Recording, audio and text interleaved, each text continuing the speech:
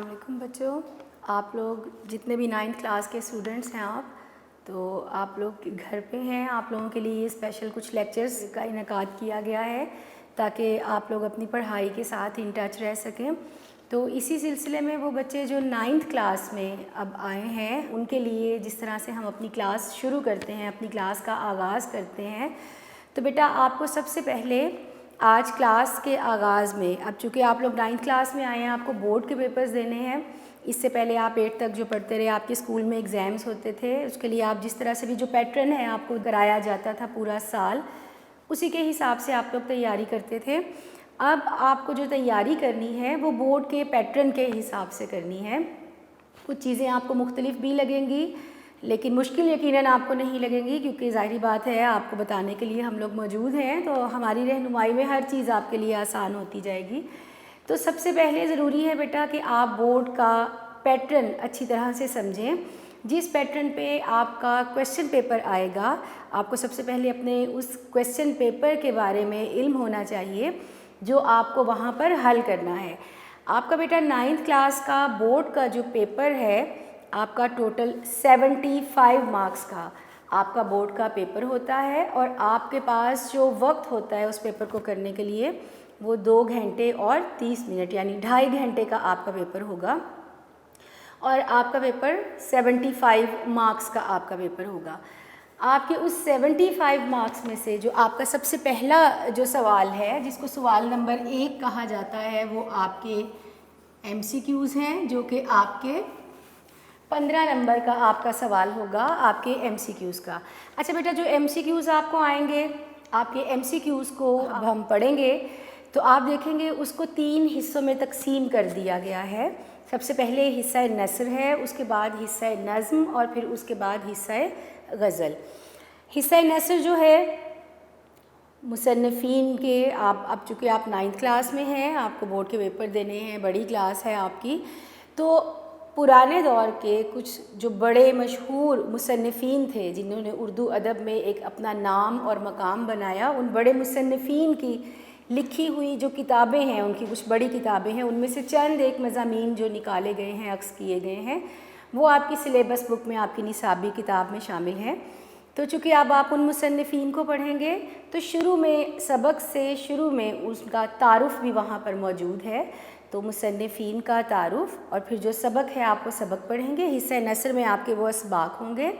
حصہ نظم میں مشہور شعراء جو ہیں ان کی نظمیں, اور اسی طرح پہلے ان کا تعارف اور بعد میں ان کی نظمیں, اور اسی طرح سے حصہ غزل میں پہلے شعراء کا تعارف ہوگا اور پھر اس کے بعد ان کی مشہور جو شاعر ہیں ان کی چند ایک مشہور جو غزلیں ہیں وہ آپ کی سلیبس بک میں شامل کی گئی ہیں. تو آپ کے MCQs بھی انہی 3 پورشنز میں سے نکالے جاتے ہیں.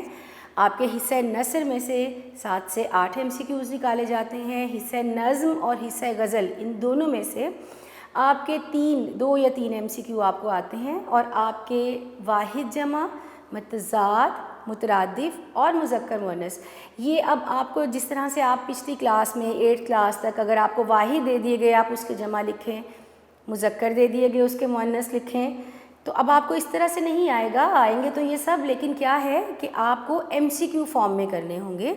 ایک کوئی بھی اسٹیٹمنٹ دے کے, ایک آپ کو سوال دے کے, نیچے اس کی 4 آپشنز دی جائیں گی جسے آپ نے ایک صحیح درست آپشن کا آپ نے انتخاب کرنا ہے.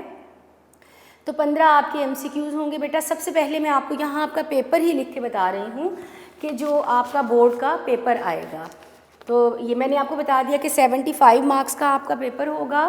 اس میں کتنے سوال موجود ہوں گے, آپ کے کل 9 سوال ہوتے ہیں آپ کے کویسچن پیپر کے. سوال نمبر 1 مانا جاتا ہے آپ کے MCQs کو, جو آپ کے 15 MCQs ہیں وہ پیپر میں سوال نمبر 1 کے ساتھ لکھے جاتے ہیں. تو وہ میں نے آپ کو بتا دیا کہ آپ کو اپنے 15 MCQs کس طرح سے آپ کے وہ آئیں گے, آپ نے کس طرح سے ان کو تیار کرنا ہے. جو مصنفین اور شعراء کا تعارف ہے اس میں سے بھی, جو آپ کے اسباق ہیں اس میں سے بھی, آپ کی نظم غزل, آپ کی جو مشق دی جاتی ہے ہر ایک سبق کے آخر میں, وہاں سے بھی آپ کو MCQs آ سکتے ہیں.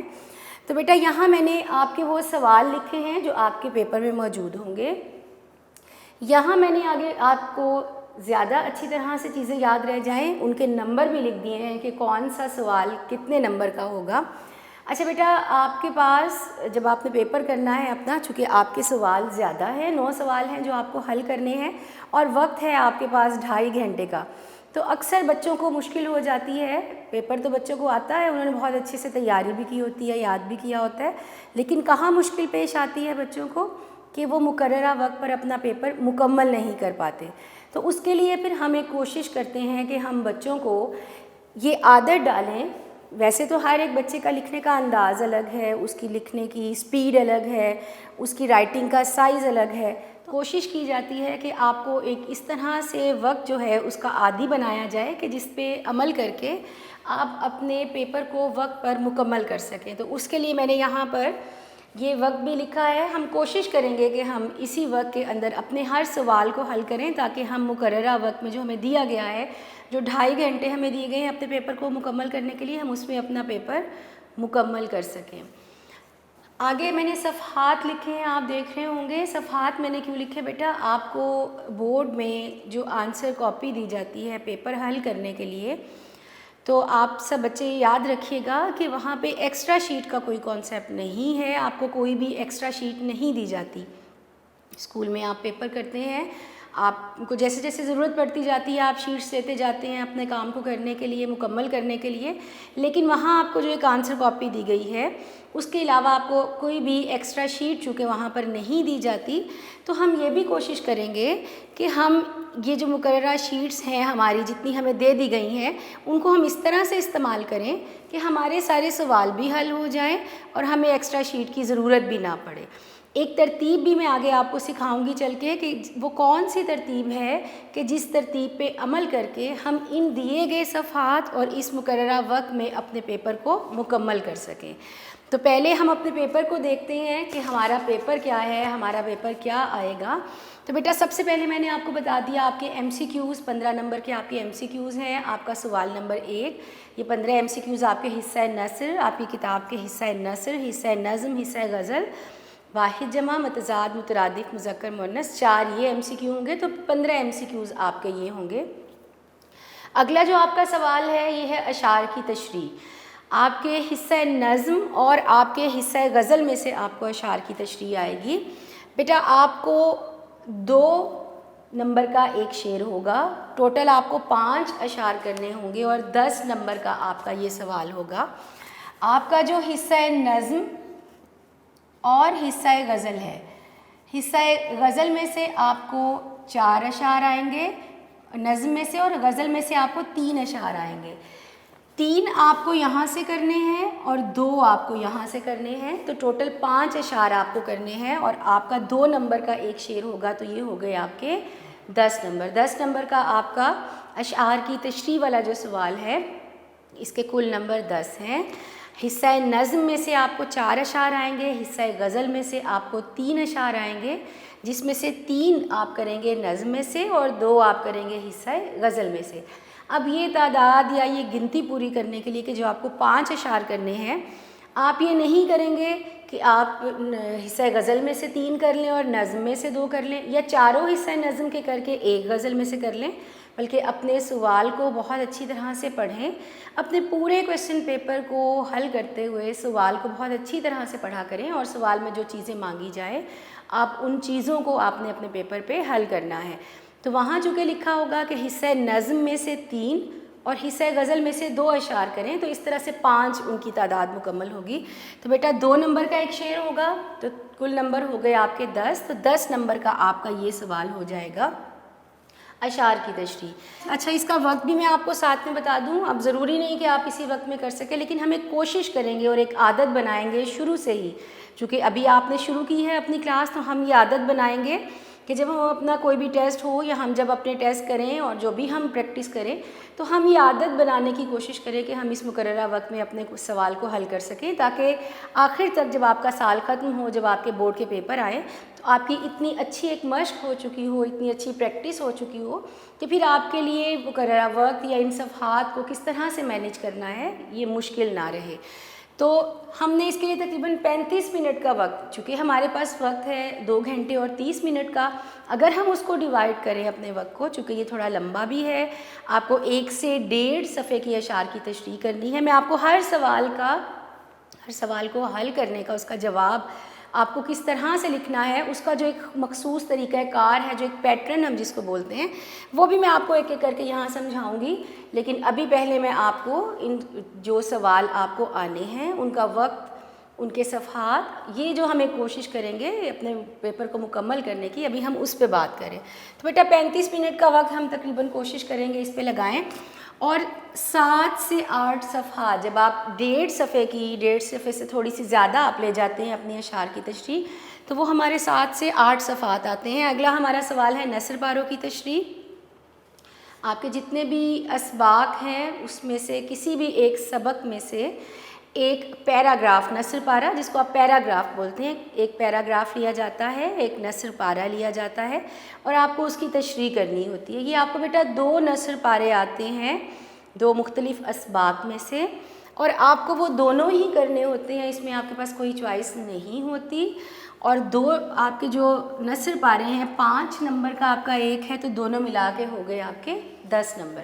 تو 10 نمبر کا آپ کا یہ سوال ہے نثر پاروں کی تشریح کا.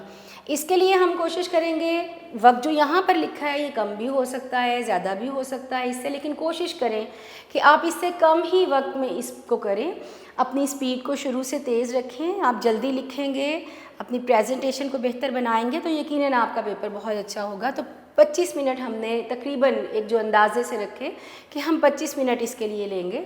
تو بیٹا اگلا ہمارا سوال ہے مختصر جوابات، شارٹ آنسرز آپ جس کو بولتے ہیں. یہاں بچے کیا غلطی کرتے ہیں، اس کو بولتے ہیں، ایک عادت ہے مختصر سوال. تو بیٹا سوال تو سوال ہے، وہ شارٹ یا لانگ نہیں ہوتا، ہم سے اس کا جواب شارٹ یا لانگ مانگا جاتا ہے. تو ہمیشہ ہیڈنگ آپ کو دینی ہے مختصر جوابات. تو آپ کو 5 ہی مختصر جوابات جو ہیں وہ حل کرنے ہیں. آپ کو بیٹا 8 مختصر سوال، آپ کو 8 سوال آئیں گے جن کے آپ نے مختصر جوابات لکھنے ہیں. اس میں سے آپ نے کوئی سے 5 سوال جو ہیں ان کے جواب لکھنے ہیں، ہوں گے 8، لیکن آپ کو اس میں سے کوئی سے 5 سوال ہیں جن کے آپ کو مختصر جواب لکھنے ہیں. تو اس طرح 10 نمبر کا آپ کا یہ سوال ہو گیا. آپ اس کے لیے جو وقت لیں گے تقریباً 10 منٹ کا، کوشش کیجئے کہ 10 منٹ، بعض دفعہ آپ اس سے کم میں بھی کر لیتے ہیں. تو جب آپ اس طرح سے 1-2 منٹ اپنے ہر سوال میں سے بچاتے جائیں گے تو پھر آپ کو آپ کے جو لانگ ہے جیسے اشعار کی تشریح ہو گئی، خلاصہ ہو گیا، تو اس طرح کے سوال کرنے میں آپ کو اگر وقت زیادہ بھی چاہیے تو جو 1-2 منٹ آپ یہاں سے بچائیں گے آپ ان کو وہاں استعمال کر سکتے ہیں. تو ہم کوشش کریں گے کہ اس کو 10 منٹ میں ہم اپنے مختصر جوابات کو کریں. اگلا ہمارا سوال ہے بیٹا سبق کا خلاصہ. آپ کے جتنے بھی اسباق ہیں آپ کے حصہ نثر کے آپ کی کتاب میں، اس میں سے آپ کو کوئی سے 2 اسباق لیے جاتے ہیں، کوئی سے 2 چیپٹرز لیے جاتے ہیں، 2 اسباق لیے جاتے ہیں اور آپ کو اس کا خلاصہ لکھنے کے لیے کہا جاتا ہے. آپ نے اس میں سے کسی ایک سبق کا خلاصہ لکھنا ہوتا ہے اور 5 نمبر کا آپ کا یہ سوال ہے اور آپ کوشش کریں گے کہ اس کو 5 منٹ دیں. اور ہم اس کے لیے جو صفحات استعمال کریں گے وہ ہم 2 صفحات استعمال کریں گے. ہماری کوشش ہوگی کہ ہم اس کے لیے 2 سے 2.5 صفحے جو ہیں وہ استعمال کریں. جس طرح ہم نے اشعار کی تشریح کے لیے 7 سے 8 صفحات رکھے، نثر پاروں کی تشریح کے لیے ہم 4، ویسے تو 4 بہت ہوتے ہیں لیکن 4 سے 5 اگر آپ نے صفحات رکھے. اسی طرح مختصر جوابات آپ 1 صفحے میں بھی کر سکتے ہیں. اسی طرح سبق کے خلاصے کے لیے ہم 2 سے 2.5 صفحات اگر رکھ رہے ہیں تو 2 سے 2.5 صفحات میں عموماً 3 رکھے جاتے ہیں، لیکن کوشش کی جاتی ہے 2 سے 2.5 صفحات میں کر لیا جائے، کیونکہ ایک آدھا صفحہ ہم ان دونوں میں سے بھی اگر بچا لیں تو یہ بہت آسانی سے ہمارا 2 سے 2.5 صفحات پہ ہو جاتا ہے. اس سے اگلا سوال بیٹا میں نے لکھا ہے نظم کا خلاصہ یا پھر مرکزی خیال. آپ کا جو حصہ نظم ہے اس میں آپ کی 4 نظمیں ہیں. ان 4 نظموں میں سے آپ کو کسی ایک نظم کا مرکزی خیال یا خلاصہ، اس میں چوائس ہے آپ کے پاس، یہ آپشن ہے کہ آپ مرکزی خیال لکھیں یا پھر خلاصہ لکھیں. اچھا بیٹا ایک بات یاد رکھیے گا، ہم اب چونکہ پڑھنا شروع کر رہے ہیں، اپنی کلاس ہم نے شروع سے اپنی شروع کی ہے، تو میری ایک بات ہمیشہ یاد رکھیے گا کہ آپ اپنے کویسچن پیپر کو دیکھ کے یہ مت سوچیے گا کہ اس میں چوائس ہے تو ہم یہ چھوڑ دیں، ہم یہ چھوڑ دیں، خط اور درخواست میں چوائس ہے تو ہم یہ چھوڑ دیں. ہم چوائس میں کچھ نہیں چھوڑیں گے، ہم سب کچھ کریں گے. کیوں کریں گے کہ اگر کچھ سال پہلے اگر ہم پیچھے دیکھتے ہیں، کوئی 4-5 سال پہلے، اب جیسے آپ کو خط یا درخواست میں چوائس آ رہی ہے تو تب نہیں آتی تھی. یا تو 2 خط آ جاتے تھے جس میں سے 1 لکھیے، یا 2 درخواستیں آپ جس میں سے 1 لکھیے. تو ہم چونکہ اتنی اچھی تیاری کریں گے کہ اگر چوائس نہیں بھی آتی ہے پیپر میں تو ہمیں کم از کم کوئی مشکل نہ ہو. پھر آگے آپ کا ریویژن سیشن چلے گا جب آپ کا سارا سلیبس ختم ہو جائے گا. ان کے ٹیسٹ جو ہوں گے ان میں بھی آپ کو چوائس نہیں دی جائے گی، جس کا مقصد صرف یہ ہوتا ہے ہر ایک سوال کی بہترین تیاری کرنا. ہو سکتا ہے آپ جو خط یاد کر کے جائیں، آپ نے کوئی ایک آدھا خط اگر چھوڑ دیا اور وہی خط آپ کو چوائس میں آ گیا تو پھر آپ کیا کریں گے؟ یا اگر آپ نے صرف درخواستیں یاد کی ہیں اور کوئی ایک ایسا ہوتا ہے کبھی بچے کوئی ایک آدھی چھوڑ دیتے ہیں، یہ ہم یاد نہیں کرے، اور اگر وہی آ گئی تو پھر آپ کیا کریں گے؟ تو اس لیے ہم دونوں چیزوں کو اچھی طرح سے تیار کریں گے. ہم کلاس میں پڑھیں گے، یاد کریں گے، ٹیسٹ میں بھی پریکٹس کریں گے دونوں چیزوں کو، تاکہ یہ ہمارے ذہن سے نکل جائے. یہ پیپر کا چونکہ ایک پیٹرن ہے تو میں نے یہاں پہ اس طرح سے لکھ دیا. تو بیٹا نظم کا خلاصہ یا پھر مرکزی خیال، ایک ہی نظم کا خلاصہ آپ کو آئے گا، نظم کا نام دیا جائے گا کہ اس نظم کا مرکزی خیال یا خلاصہ لکھیں. 5 نمبر کا آپ کا یہ سوال ہوگا. اگلا ہمارا سوال ہے خط یا درخواست. آپ کی قواعد و انشاء کتاب میں آپ کے جو خطوط دیے گئے ہیں اور جو درخواستیں دی گئی ہیں تو آپ کو ان میں سے کوئی ایک خط آتا ہے، آپ خط لکھیں یا پھر درخواست لکھیں. لیکن جیسے میں نے پہلے بتایا کہ ہم چونکہ دونوں کی بہت اچھے سے تیاری کریں گے تو آپ کو مشکل نہیں ہوگی کہ اگر آپ کو کچھ نہیں آتا تو آپ کون سی دوسری آپشن جو ہے اس کو آپ کریں گے. تو اس لیے 10 نمبر کا آپ کا یہ سوال ہوگا، خط لکھیں یا پھر درخواست لکھیں. اچھا بیٹا اگلا ہمارا جو سوال ہے وہ کہانی یا مکالمہ. آپ کو کہانی لکھنی ہے یا پھر مکالمہ لکھنا ہے. 5 نمبر کا آپ کا یہ سوال ہے اور آپ کے پیپر کا آخری سوال، سوال نمبر 9، جملوں کی تکمیل یا پھر درستی. آپ کی قواعد و انشاء کتاب میں چند ضرب الامثال دیے گئے ہیں، تقریباً 40-42 کے قریب وہ آپ کے ضرب الامثال ہیں. جو جملوں کی تکمیل ہے آپ کو وہی 40 سے 42 جو آپ کے ضرب الامثال ہیں وہ جملوں کی تکمیل کی صورت میں آتے ہیں. ایک جملہ دے دیا جاتا ہے، اس کو شروع سے یا پھر آخر سے اس کے الفاظ بلینک کر دیے جاتے ہیں، جیسے آپ فل ان دی بلینکس کرتے ہیں، تو آپ کو اس جملے کو مکمل کرنا ہوتا ہے. درستی آپ کو قواعد و انشاء کتاب میں ہی کچھ صفحات ہیں جہاں پر آپ کو گرامیٹیکلی لفظوں کو صحیح استعمال کرنا، جملے میں لفظ کس طرح سے صحیح استعمال کرتے ہیں، کون سا لفظ مذکر کے طور پر استعمال ہوتا ہے، کون سا مؤنث کے طور پر استعمال ہوتا ہے، گرامیٹیکلی ہم کیا کیا غلطیاں کرتے ہیں اپنے الفاظ کو، جملوں کو بنانے میں، مکمل کرنے میں، بولنے میں. تو اس کو درست کرنے کے لیے چند ایک طریقہ کار جو وہاں سکھائے گئے ہیں انہی میں سے آپ کو جملے درست کریں جو ہے وہ آپ کو آتے ہیں. تو 5 آپ کو یا تو جملے آتے ہیں مکمل کرنے کے لیے یا پھر 5 ہی دیے جاتے ہیں آپ کو درست کرنے کے لیے. تو 5 نمبر کا آپ کا یہ سوال ہے. ان دونوں میں سے بھی آپ کو کوئی ایک سوال جو ہے وہ اپنے پیپر پر کرنا ہے. تو بیٹا 35 منٹ آپ دے رہے ہیں اشعار کی تشریح کو، 25 منٹ آپ دے رہے ہیں اپنے نثر پاروں کو، 10 منٹ میں آپ مختصر جوابات کوشش کریں گے کہ کریں. اسی طرح سبق کا خلاصہ ہم 15 منٹ اس کے لیے رکھتے ہیں، لیکن 15 سے 20 منٹ عموماً بچے جو ہیں وہ اس کے لیے لے جاتے ہیں. نظم کا مرکزی خیال یا خلاصہ ہم چونکہ اس کو زیادہ لمبا نہیں لکھا جاتا، جب آپ کو میں ابھی بتاؤں گی آگے سارا پیٹرن بتاؤں گی ہر کویسچن کا تو آپ کو سمجھ میں آ جائے گا کہ 5 منٹ آپ کے لیے کافی ہیں نظم کا مرکزی خیال یا خلاصہ لکھنے کے لیے. خط یا درخواست میں نے یہاں 20 منٹ لکھے، لیکن آپ کوشش کر کے اس کو 15-16 منٹ میں بھی کر سکتے ہیں. کوئی 3-4-5 منٹ آپ یہاں سے بھی اپنے بچا سکتے ہیں. کہانی یا مکالمہ بھی اسی طرح سے میں نے یہاں 15 منٹ لکھے. کوشش کریں کہ آپ اس کو 12 منٹ میں کریں، 13 منٹ میں کریں. کچھ بچے 16 منٹ میں بھی کر سکتے ہیں، لیکن کوشش کریں کہ آپ اپنے اسی وقت کے اندر رہیں یا پھر اس میں سے بھی وقت بچانے کی کوشش کیجیے. اسی طرح جملوں کی درستی یا تکمیل اگر آپ 1-1 منٹ بھی دیتے ہیں، چونکہ 5 آپ کو جملے یا آپ درست کرنے کے لیے یا مکمل کرنے کے لیے آئیں گے، تو آپ اگر 1-1 منٹ بھی دیں تو آپ کے 5 منٹ ہی بن جاتے ہیں. تو اسی طرح صفحات بیٹا آپ کو یہاں صفحات بھی لکھ کے بتا دیے گئے. جملوں کی تکمیل یا درستی کے لیے 1 صفحہ ہے، کہانی یا مکالمے کے لیے 2 صفحات ہوں گے، خط یا درخواست کے لیے بھی 2 ہیں. عموماً یہ 1 سے 1.5 صفحے پر آ جاتے ہیں، لیکن احتیاطاً ہم نے یہاں پہ 2 لکھ دیے. اگر آپ یہاں سے اپنے صفحات بچاتے ہیں، آپ کہاں استعمال کریں گے ان کو؟ جو آپ کے لانگ آپ کے آنسرز آپ لکھ رہے ہیں، آپ خلاصہ لکھ رہے ہیں، اشعار کی تشریح لکھ رہے ہیں، تو وہاں پر آپ اپنے ان صفحات کو زیادہ بہتر طریقے سے استعمال کر سکیں گے. تو بیٹا یہ آپ کا کویسچن پیپر उसके सफ़हात, उन आपके हर सवाल के नंबर, और जो एक कोशिश करेंगे हम कि इस वक्त में अपने पेपर को मुकम्मल कर सकें, तो वो मैंने यहाँ पर लिख दिया है और उम्मीद है आप इसको बहुत अच्छी तरह से याद रखेंगे। बहुत बेहतर है कि आप अपने क्वेश्चन पेपर को लिख लें, अपने पास लिख के रखें ताकि आप इसको अच्छी तरह से याद रख सकें। वैसे हम जब पूरा साल इसको प्रैक्टिस करेंगे तो आपको याद तो हो ही जाएगा, लेकिन बेहतर यही है कि आप इसको लिख लें और इस पूरे पेपर को अच्छी तरह से याद रखें। बेटा आप लोगों को मैंने पूरा पेपर लिख के बता दिया। आपका जो बोर्ड का क्वेश्चन पेपर आएगा, पूरा क्वेश्चन पेपर मैंने आपको बताया। हम कितने मुकर्ररा वक्त में अपने पेपर को करने की कोशिश करेंगे वो वक्त मैंने आपको लिख के बताया। हम कितने सफ़हात पे अपने पेपर को मुकम्मल करने की कोशिश करेंगे वो सफ़हात हमने लिखे, और उसके बाद आपका हर सवाल आपके जो क्वेश्चन पेपर का होगा वो कितने नंबर का होगा वो भी आपको बताया मैंने।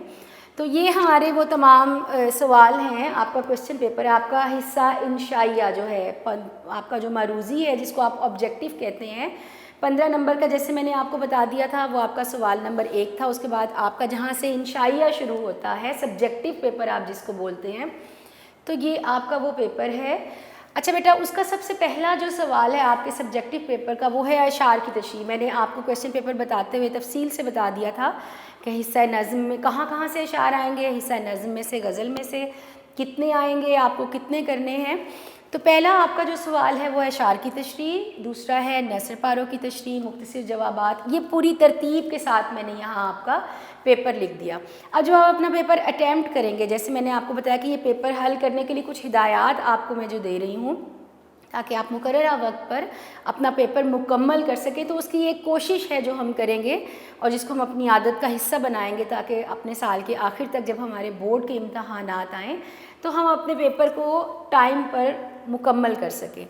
तो बेटा ये तो हो गई आपकी वो तरतीब जो आपका सवाल आपको आएंगे, ये आपका क्वेश्चन पेपर है जो इस तरतीब से आएगा। लेकिन अब जब आपने अपना ऑब्जेक्टिव कर लिया, आपको सब्जेक्टिव मिला, आपको हिस्सा इंशाइया मिला करने के लिए, तो आप ये नहीं करेंगे कि आपने अपना पेपर उठाया, आपका जो पहला सवाल है आपने उसको लिखना शुरू किया और आप धड़ाधड़ उसी तरह से अपना पेपर किए जा रहे हैं। नतीजा क्या निकलेगा कि आपका जो पहला सवाल है अशार की तशरीह, 1 से 1.5 सफ़े की आपको एक शेर की तशरीह लिखनी है, 5 अशार हैं। तो बेटा आप जब इस तरह से करेंगे तो आपका तकरीबन अक्सर बच्चों का 1 घंटा या इससे भी थोड़ा सा ज़्यादा वक्त या इससे थोड़ा सा कम इसमें निकल जाता है। और क्या है, पीछे पूरा पेपर पड़ा है और टाइम कम है, तो अब आपको आता भी है तो आप मुकम्मल नहीं कर पाएंगे।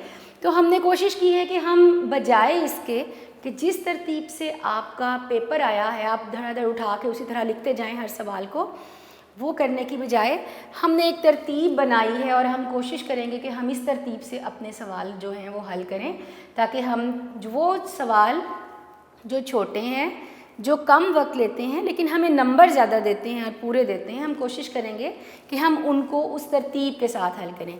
हमारा सवाल नंबर 9 जो कि आपका आखिरी सवाल है आपके क्वेश्चन पेपर का, लेकिन हम इसको करेंगे सबसे पहले। सबसे आखिरी सवाल को हम सबसे पहले करेंगे और वहाँ पर क्वेश्चन पेपर जब आप अपना हल करना शुरू करेंगे अपनी जवाबी कॉपी पर, आंसर शीट पर, आप सवाल नंबर 1 नहीं लिखेंगे क्योंकि आप उसको सबसे पहले करने लगे, आप उसको सवाल नंबर 9 ही लिखेंगे। सवाल का नंबर हमेशा वो लिखा जाता है जो क्वेश्चन पेपर पर मौजूद है, ना कि वो जिस तरतीब से आप करने लगे हैं। तो याद रखिएगा, सबसे आखिरी सवाल को हम सबसे पहले हल करेंगे लेकिन वहाँ हम सवाल नंबर 9 लिखेंगे। तो सबसे पहले हम करेंगे सवाल नंबर 9 यानी जुमलों की तकमील या दुरुस्ती। दूसरे नंबर पे हम कौन सा जवाब अपना करेंगे, कौन सा अपना सवाल हल करेंगे, नज़्म का मरकज़ी ख़याल या खुलासा। तीसरे नंबर पे हम अपना सवाल नंबर 7 करेंगे। क्या है हमारा सवाल नंबर 7? आपका ख़त या फिर दरख्वास्त। उसके बाद फिर हम करेंगे नसर पारों की तशरीह। नसर पारों की तशरीह करने के बाद फिर हम करेंगे अपना मुख्तसर जवाबात का जो हमारा सवाल है हम वो करेंगे। उसके बाद हम अपने सबक का खुलासा लिखेंगे और फिर सबसे आखिर में हम करेंगे अपने अशार की तशरीह। अशार की तशरीह हमारा वो जवाब है, वो सवाल का जवाब जो हमें हल करना है, जो कि क्वेश्चन पेपर पे तो सबसे पहले है, लेकिन हम उसको कब करेंगे? सबसे आखिर में, क्योंकि वो लॉन्ग है। हम आखिर में ये आराम से तयन कर सकेंगे कि हमारे पास वक्त कितना है, हमारे पास सफ़ात कितने बचे हैं। تو پھر ہم کوشش کریں گے کہ ہم اسی طرح سے اپنے تمام چیزیں جو ہیں ان کو حل کرتے جائیں. تو بیٹا جس ترتیب سے آپ کو پیپر آیا اسی سے اگر آپ اٹھا کے لکھنا شروع کر دیں گے تو آپ وقت پہ اس کو مکمل نہیں کر سکیں گے. تو کوشش کریں سب سے پہلے جملوں کی تکمیل، جو ہمارا آخری سوال ہے اس کو ہم سب سے پہلے کریں گے. اس کے بعد ہم اپنا نظم کا مرکزی خیال یا خلاصہ لکھیں گے، اپنی خط یا درخواست لکھیں گے. اس کے بعد ہم اپنے مختصر جوابات لکھیں گے، اور پھر اس کے بعد کہانی یا مکالمہ ہم وہ لکھیں گے، اور پھر اس کے بعد ہم لکھیں گے سبق کا خلاصہ. اور سب سے آخر میں جو ہم کر رہے ہیں اپنا سوال وہ ہے ہمارا سوال نمبر 2، جو وہاں کا پہلا سوال ہے، یعنی اشعار کی تشریح. تو اس ترتیب سے ہم اپنے اس پورے کویسچن پیپر کو حل کریں گے. تو اس طرح سے ہمارا جو پیپر ہے، ایک کوشش ہوگی ہماری طرف سے کہ وہ وقت پر کمپلیٹ ہو جائے. تو کوشش کیجیے گا آپ اپنے کویسچن پیپر کو اس طرح سے حل کریں. تو بیٹا اب میں نے آپ کو بتایا آپ کا پورا کویسچن پیپر، اس کے آپ کتنے صفحات استعمال کریں گے. آج کی کلاس میں ہم نے جو چند ایک چیزیں سیکھی کہ آپ کو کویسچن پیپر کس طرح سے آئے گا، کون کون سے سوال آئیں گے، کتنا وقت آپ کو لگانا ہے، کتنے صفحات لگانے ہیں، کون سا سوال کتنے نمبر کا ہوگا، یہ سب کچھ آپ کو بتایا. اس کے ساتھ ہی میں نے آپ کو ایک پیپر حل کرنے کی جو ایک ترکیب بتائی کہ آپ کی کون سا سوال پہلے کریں، کون سا بعد میں کریں، کون سا اس کے بعد کریں. تو یہ کوشش ہوگی کہ ہم اپنے پیپر کو مقررہ وقت پر مکمل کر سکیں. تو آج کی کلاس کے لیے بیٹا میں نے آپ کو جو بیسک آپ کی چیز تھی، یعنی آپ کا پیپر کس طرح سے آئے گا، کتنے نمبر کا آئے گا، آپ کو کس طرح سے حل کرنے کی کوشش کرنی ہے، تو آج میں نے آپ کو یہ سب کچھ بتایا. انشاءاللہ کل کی کلاس میں اب ہم باقاعدہ اپنی جو ہمارا سلیبس ہے، ہماری جو بک ہے، ہمارا پہلا سبق ہے، تو کل باقاعدہ طور پر ہم اپنا پہلا سبق جو ہے اس کو شروع کریں گے، اور کل سے ہم اپنی باقاعدہ کلاس جو ہے، اپنی بک جو ہے وہ پڑھیں گے، اور اپنا جتنا بھی ہمارا آگے سلیبس ہے کوشش کریں گے اس کو بہت اچھی طرح سے پڑھیں اور اس کو یاد رکھنے کی کوشش کریں. جو دوسرا دن ہے کل، جیسے میں نے کلاس میں آپ کو بتایا تھا، آپ کا پورا پیپر، آپ کے پیپر کے جتنے نمبر ہوں گے اس کو حل کرنے کی چند ایک ہدایات میں نے آپ کو بتائی تھیں. اور پھر میں نے کہا کہ اب آئندہ جو ہمارا لیکچر ہوگا اس میں ہم باقاعدہ طور پر اپنی جو بھی کتاب ہے، ہمارا جو سلیبس ہے، اس کی ہم پڑھائی شروع کریں گے. تو اسی سلسلے میں آج جو ہمارا پہلا لیکچر ہے بیٹا، آج ہم اپنا پہلا جو سبق ہے ہماری کتاب کا، آج ہم اس کو شروع کرنے لگے ہیں. تو آپ کا جو پہلا سبق ہے، جیسے میں نے آپ کو شروع میں بتایا تھا کہ حصہ نثر آپ کا جو ہے، جس میں آپ کے اسباق ہیں، تو پہلا آپ کا سبق ہے جس کے مصنف ہیں مولانا شبلی نعمانی. ان کا دور لکھا ہے، ہر ایک مصنف کا دور لکھا ہے، ساتھ میں 1857 سے 1914 تک، 1857 سے سن 1914 تک کا ان کا دور ہے. آگے میں نے سبق کا عنوان دیا ہے ہجرت نبوی صلی اللہ علیہ وآلہ وسلم. اس سبق کا عنوان ہے، مولانا شبلی نعمانی مصنف ہیں جن کا لکھا ہوا سبق ہجرت نبوی صلی اللہ علیہ وآلہ وسلم آپ کی کتاب کا پہلا سبق ہے. اس کا بیٹا ماخذ ہے، آگے میں نے ایک ہیڈنگ دی ماخذ. اب ماخذ کیا ہوتا ہے؟ مولانا شبلی نعمانی ایک بہت بڑے مصنف تھے، انہوں نے بے شمار کتابیں لکھی، دین کی، فقہ کی، حدیث کی تعلیم باقاعدہ انہوں نے حاصل کی تھی، تبھی ان کے نام کے ساتھ مولانا بھی لکھا جاتا ہے. اردو ادب کے لیے بھی انہوں نے بہت سی خدمات سر انجام دی تھیں. سر سید احمد خان کے بہت قریبی دوستوں میں سے تھے. سر سید ان کی قابلیت سے بہت متاثر ہوئے تھے، اور اردو، عربی اور فارسی کے جو ڈپارٹمنٹ تھے ان کے، سر سید کے جو علی گڑھ ان کا بنایا گیا کالج جو یونیورسٹی لیول تک بعد میں ہے، تو وہاں انہوں نے ان کو اپنے ساتھ رکھا اور ان کے اسسٹنٹ کے طور پر وہ ان تمام ڈپارٹمنٹس میں کام کرتے رہے. تو سر سید سے بڑا قریبی ان کا لگاؤ بھی تھا.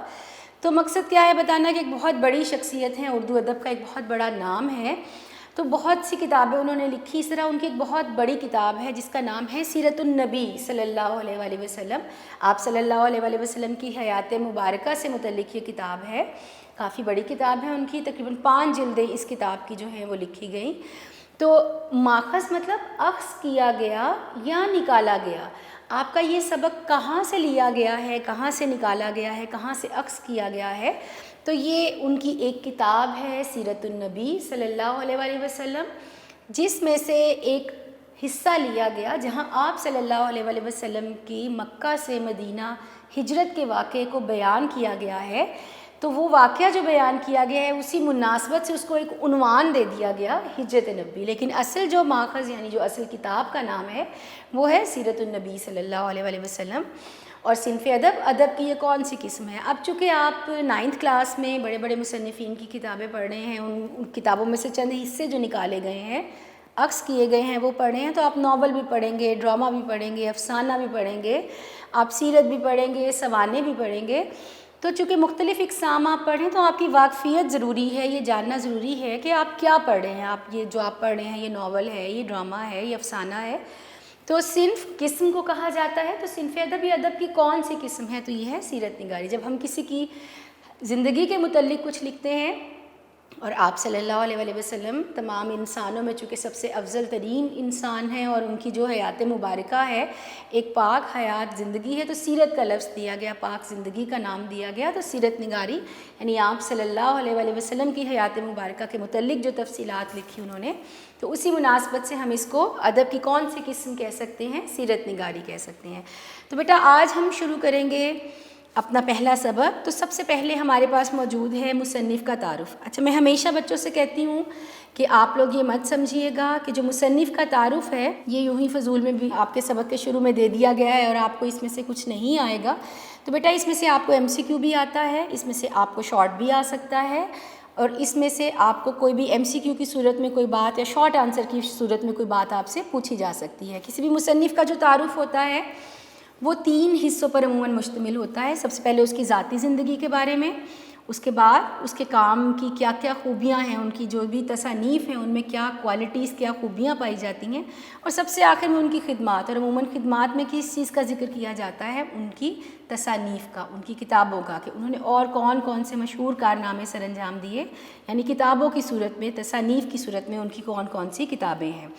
تو بیٹا دور دیا گیا ہے مصنف کا کہ وہ کب پیدا ہوئے اور ان کی وفات کب ہوئی، تو وہ سال دیا گیا ہے. تو اس کو بھی آپ نے بہت اچھی طرح سے یاد رکھنا ہے، یہ بھی آپ سے MCQ کی صورت میں پوچھا جا سکتا ہے.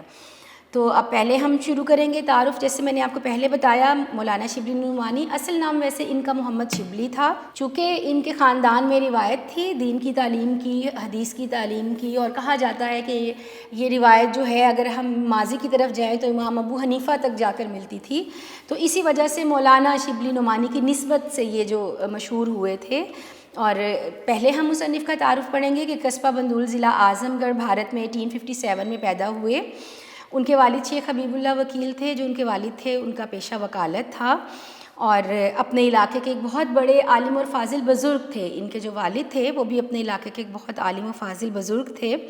اور ابتدائی تعلیم جو تھی انہوں نے وہاں پر جو اس دور کے بڑے بڑے علماء تھے، یعنی دین کا علم رکھنے والے، ان سے انہوں نے عموماً حاصل کی تھی. اور یہاں پر جو بتایا گیا ہے کہ شبلی نے بھی، والد چونکہ وکیل تھے تو انہوں نے بھی کچھ عرصہ وکالت کی، اور پھر علی گڑھ کالج میں فارسی کے استاد مقرر ہوئے. جیسے میں نے آپ کو پہلے بتایا سر سید کا قائم کردہ ایک عظیم ادارہ علی گڑھ، وہاں پر انہوں نے سر سید ان کی قابلیت سے چونکہ بہت متاثر تھے تو ہمیشہ انہوں نے جب تک وہ زندہ رہے ان کو اپنے ساتھ رکھا. تو وہاں پر انہوں نے فارسی کے استاد کی حیثیت سے وہاں پر انہوں نے اپنی نوکری کی. وہاں پر انہیں اور بہت بڑے بڑے جو اس دور کے نام تھے، جیسے یہاں پر ذکر کیا گیا سر سید حالی، محسن الملک اور آرنلڈ، ایک انگریز استاد تھے. ان کی صحبت میں رہے، ان سے بہت کچھ سیکھا. تو ان کے ساتھ ان سے فائدہ حاصل کرنے کا، مستفید ہونا یعنی فائدہ حاصل کرنے کا ان کو موقع ملا. 1892 میں آرنلڈ کے ساتھ، 1892 میں آرنلڈ کے ساتھ شبلی نے مصر، شام، قسطنطنیہ اور دوسرے اسلامی ممالک کا دورہ کیا. مقصد کیا تھا اس دورے کا؟ اسلام کی تاریخ، جو بہترین اور روشن تاریخ تھی ایک مسلمانوں کی، اس سے جڑے رہنا، اس کے بارے میں واقفیت حاصل کرنا، اور دوسرے لوگوں کو اس کے بارے میں بتانا کہ مسلمانوں کی تاریخ کتنی روشن تھی اور اب وہ کس زبوں حالی کا شکار ہیں.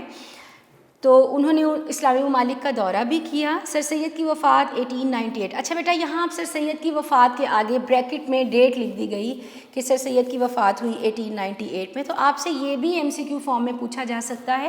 کوشش کریں اس طرح کی جتنی بھی چیزیں بیچ میں آتی جائیں آپ ان کو اچھی طرح سے یاد رکھیں، انڈر لائن کر لیا کریں، سرکل کر لیا کریں، تاکہ یہ چیزیں آپ کو یاد رہ جائیں.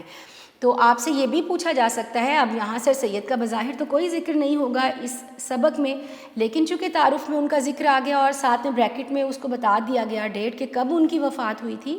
ویسے آپ آگے ایک سبق بھی پڑھیں گے سر سید جس کے مصنف ہیں، تو بہتر ہے کہ آپ اس کو بہت اچھی طرح سے یاد رکھیں کہ اگر یہ آپ سے MCQ کی فارم میں پوچھا جائے یا شارٹ آنسر کی فارم میں پوچھا جائے تو آپ اس کو بتا سکیں. تو ان کی جب وفات ہوئی تو اس کے بعد علی گڑھ کالج سے استعفیٰ دے کر اعظم گڑھ چلے گئے. ہندوستان کا ایک شہر ہے وہاں پر چلے گئے. اس کے بعد انہوں نے حیدرآباد دکن کے دارۃ المعارف کی نظامت کا عہدہ سنبھالا۔ یہ مختلف اداروں کے نام ہیں جہاں پر انہوں نے پڑھانا شروع کیا، ان کی ادارت کا عہدہ سنبھالا، کہیں پر وہ ایڈیٹر رہے، کہیں پر وہ وہاں کے ہیڈ رہے، ناظم رہے۔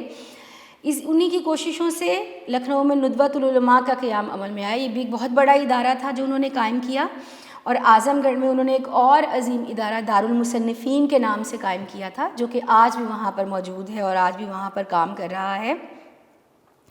مولانا شبلی نعمانی جو ہیں ان کو چونکہ ان کی خدمات بہت زیادہ ہیں ادب میں، تو ترکی کی جو حکومت ہے وہاں کا جو سلطان تھے انہوں نے ان کی علمی خدمات کی صلے میں ایک تمغہ دیا تھا، تمغہ مجیدی کے نام سے، یہ اس کا نام تھا، تو یہ ایک ان کو تمغہ ملا تھا۔ اور جو ہندوستان میں حکومت ہند نے انہیں شمس العلماء کا خطاب بھی دیا تھا۔ اچھا بیٹا، آپ کے جو پہلے 5 شمس العلماء کیا ہے؟ یہ ایک خطاب ہے حکومت کی طرف سے جو دیا گیا۔ اچھا، اس کے علاوہ آپ کے جو پہلے 5 مصنفین ہیں وہ ارکان خمسہ بھی کہلاتے ہیں۔ پہلے 5 اسباق جن کے جو پہلے 5 مصنفین ہیں وہ ارکان خمسہ کہلاتے ہیں، یہ بھی بات یاد رکھیے گا، اور اس کو بھی آپ نے اچھی طرح سے یاد رکھنی ہے۔ یہ بھی MCQ کی فارم میں یا پھر شارٹ آنسر کی فارم میں آپ سے پوچھا جا سکتا ہے کہ جو آپ کے پہلے 5 اسباق ہیں اور جو آپ کے پہلے 5 ان کے مصنفین ہیں وہ ارکان خمسہ میں شمار کیے جاتے ہیں۔ ارکان خمسہ کیا ہے؟ 5 افراد، وہ 5 لوگ جنہوں نے اردو ادب کے لیے بہت اہم خدمات سر انجام دیں، اور پھر انہیں ارکان خمسہ کا جو کے نام سے پکارا جانے لگا۔ تو جو مولانا شبلی نعمانی ہیں ان کا بھی شمار ہوتا ہے ارکان خمسہ میں۔ اگر آپ کو MCQ آ جائے کہ مولانا شبلی نعمانی کا شمار ہوتا ہے تو آپ نیچے آپشن کیا دیکھیں گے، اگر ارکان خمسہ کی موجود ہے تو آپ اس کو ٹک لگائیں گے۔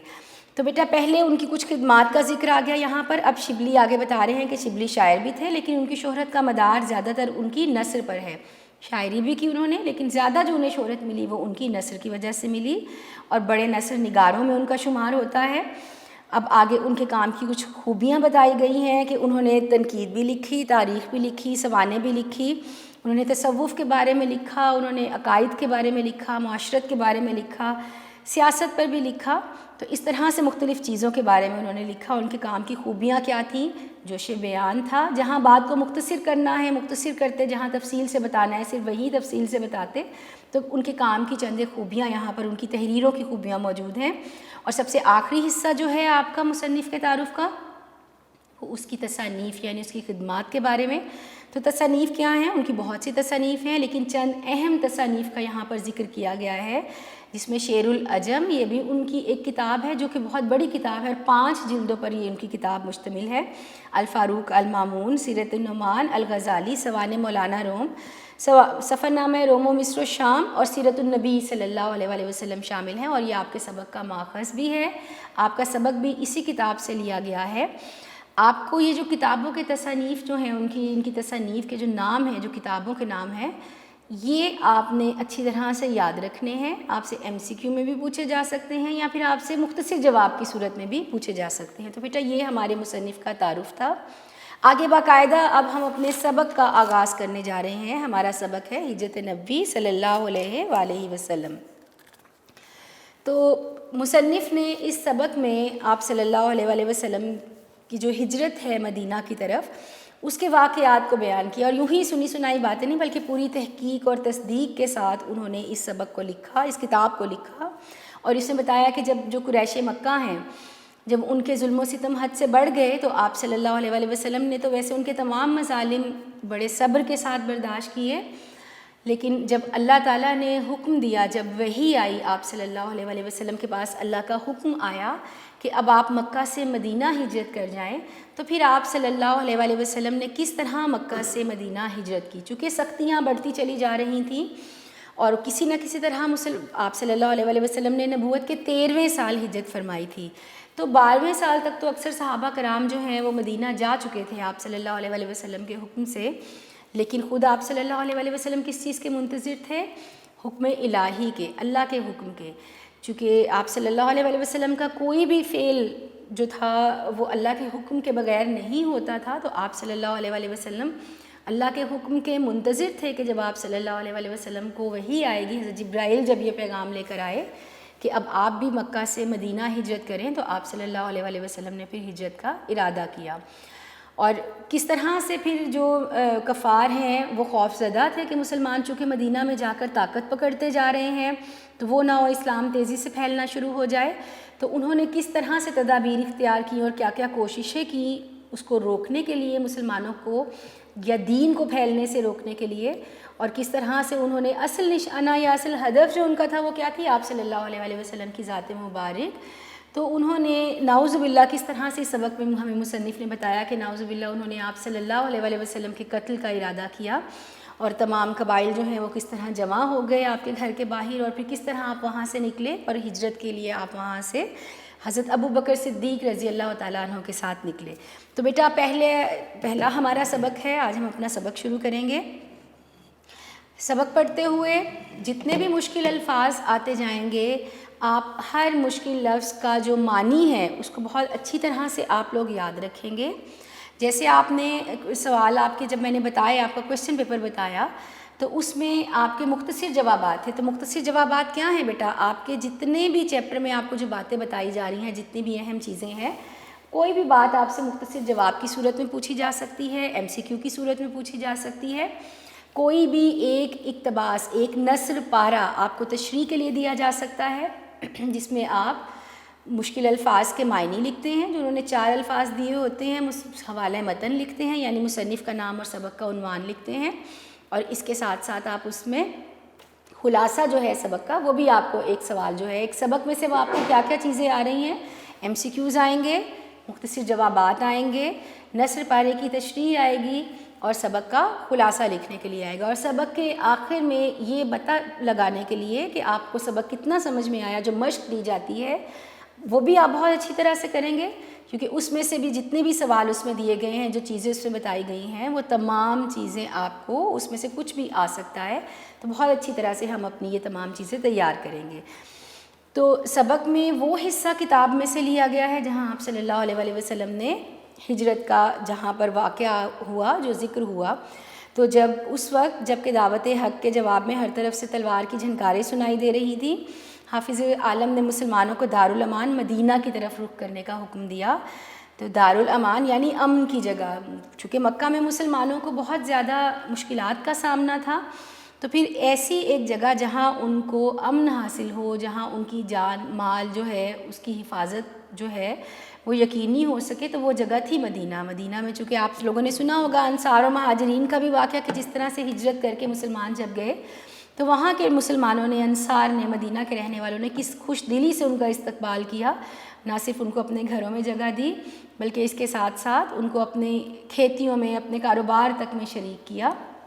تو اسی وجہ سے ان کا خصوصی ذکر کیا جاتا تھا، جو انصار تھے، جو مددگار بنے اس دور میں مسلمانوں کے۔ تو جب آپ صلی اللہ علیہ وآلہ وسلم نے حکم دیا، تلوار کی جھنکاروں سے یہاں مراد ہے سختیاں اور مشکلات جب بڑھتی جا رہی تھیں، تو مسلمان چلے گئے، لیکن آپ صلی اللہ علیہ وآلہ وسلم کس چیز کا انتظار کر رہے تھے؟ اللہ تعالیٰ کے حکم کا۔ تو پھر جب نبوت کا 13واں سال شروع ہوا تو بہت سے صحابہ جو ہیں وہ تو چلے گئے، لیکن آپ صلی اللہ علیہ وآلہ وسلم نے انتظار کیا اور وحی کا، اور جب وحی آئی تو آپ نے پھر ارادہ کیا، عزم کیا، یعنی ارادہ کیا کہ آپ بھی مکہ سے مدینہ جائیں۔ قریش نے دیکھا کہ جب مسلمان مدینے میں جا کر طاقت پکڑتے جاتے ہیں اور وہاں اسلام پھیلتا جاتا ہے، چنانچہ لوگوں نے مختلف رائے پیش کی۔ اب ہر ایک نے اپنی اپنی رائے، یعنی اپنی اپنی سوچ، اپنے اپنے خیال کا اظہار کیا کہ کس طرح سے مسلمانوں کی اس طاقت کو روکا جائے۔ اب مختلف لوگوں کی مختلف رائے تھی۔ اب وہ رائے کیا تھی؟ کسی نے کہا کہ محمد صلی اللہ علیہ وآلہ وسلم کے ہاتھ پاؤں میں زنجیریں ڈال کر مکان میں بند کر دیا جائے، یعنی نہ وہ گھر سے باہر نکل سکیں، نہ وہ لوگوں سے مل سکیں، نہ وہ اسلام کی تبلیغ کر سکیں، نہ اصحاب سے مل سکیں۔ دوسرے نے کہا کہ جلا وطن کر دینا کافی ہے، یعنی انہیں مکہ سے نکال دیا جائے، ان کے وطن سے نکال دیا جائے، جب وہ دوبارہ وہاں کبھی واپس نہ آ سکے۔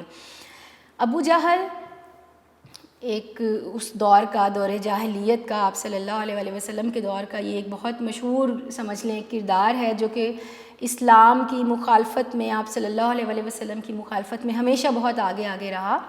تو ابو جہل نے کیا رائے دی، اس کا کیا خیال تھا کہ ہر قبیلے سے ایک ایک شخص کو انتخاب کیا جائے، منتخب کیا جائے، چنا جائے، اور پھر پورا مجمع ایک ساتھ مل کر تلواروں سے ان کا خاتمہ کر دیں۔ چونکہ عرب میں یہ رواج تھا کہ جب ایک قبیلہ، قبائل کا وہاں پر ایک سسٹم تھا، تو وہ ایک قبیلے کا اگر کوئی شخص قتل کیا جاتا تو جس قبیلے کا شخص قتل ہوا ہے، اسی جس نے قتل کیا اس کے قبیلے کے بھی کسی شخص کو یا اس شخص کو پھر قتل کیا جاتا تھا۔ دو صورتیں ہوتی تھیں، یا تو خون کا بدلہ خون، اس کو قتل کیا جائے، یا پھر اس کا خون بہا دے دیا جائے، جرمانہ ادا کیا جائے، جو کہ اس دور میں، جس دور کی یہ بات کی جا رہی ہے، 100 سرخ اونٹوں کے برابر تھا، یعنی ایک مہنگے اور قیمتی جو اونٹ تھے، اور کافی بڑی اگر رقم دیکھا جائے تو اس دور کی کافی بڑی وہ رقم بنتی تھی۔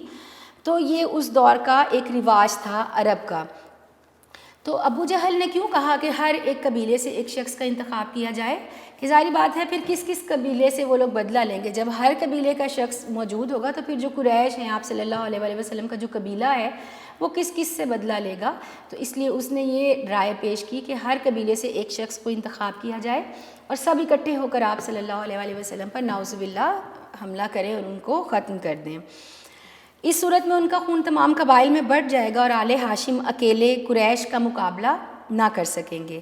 اس اخیر رائے پر اتفاق ہو گیا۔ اب یہ جو آخری رائے ابو جہل نے دی، اس کو سب نے مان لیا، اور پھر کیا ہوا کہ جھٹ پٹے سے آ کر، جھٹ پٹا مطلب یہ وہ وقت ہے کہ جس وقت اندھیرا اور روشنی ملنے کا وقت، عموماً ہم دو اوقات کے لیے یہ لفظ استعمال کرتے ہیں، یا صبح صادق یعنی فجر کے وقت کے لیے، یا پھر مغرب کا وقت جب روشنی ختم ہو رہی ہے، اندھیرا آ رہا ہے، یا اندھیرا ختم ہو رہا ہے، روشنی آ رہی، روشنی اور اندھیرا ملنے کی جو ایک کیفیت ہے وہ جھٹ پٹا کہلاتا ہے۔ تو جیسے ہی شام ہوئی، روشنی ختم ہوئی، اندھیرا آنا شروع ہوا، تو انہوں نے آپ صلی اللہ علیہ وآلہ وسلم کے گھر کا محاصرہ کر لیا، یعنی چاروں طرف سے اس کو گھیر لیا۔ تو آپ صلی اللہ علیہ وآلہ وسلم جب گھر میں موجود تھے، انہوں نے گھیر لیا۔